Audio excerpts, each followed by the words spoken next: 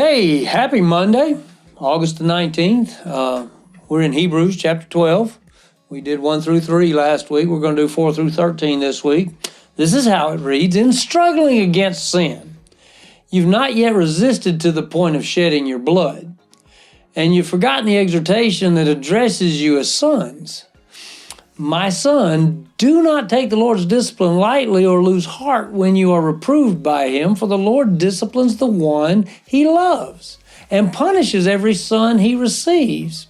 Endure suffering as discipline. God is dealing with you as sons. For what son is there that a father does not discipline? But if you are without discipline, which all receive, then you are illegitimate children and not sons. Furthermore, we had human fathers discipline us, and we respected them. Shouldn't we submit even more to the Father of spirits and live?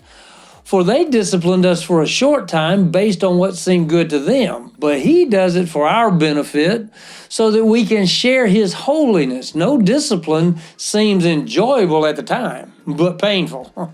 Later on, however, it yields peaceful fruit.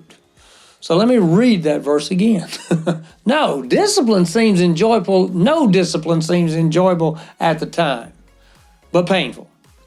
And yet later on, however, it yields peaceful fruit of righteousness to those who have been trained by it. Therefore, strengthen your tired hands and weakened knees, and make straight paths for your feet, so that what is lame may not be dislocated, but healed instead.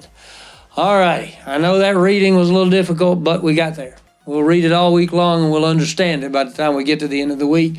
But we start this off just talking about the Father's expectation.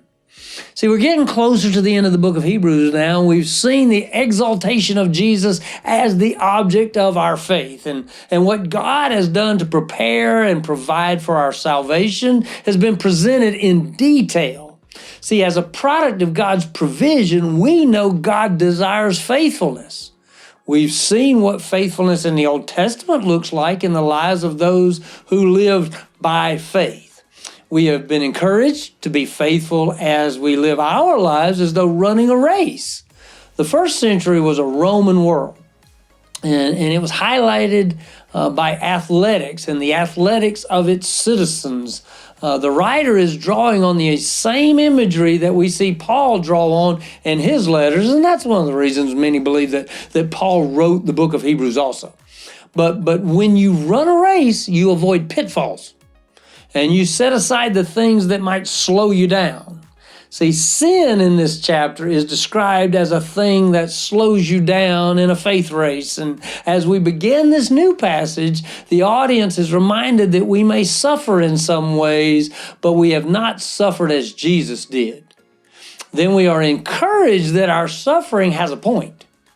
I'm not sure I'm always ready to hear these next few verses, but here we go. We'll see you tomorrow.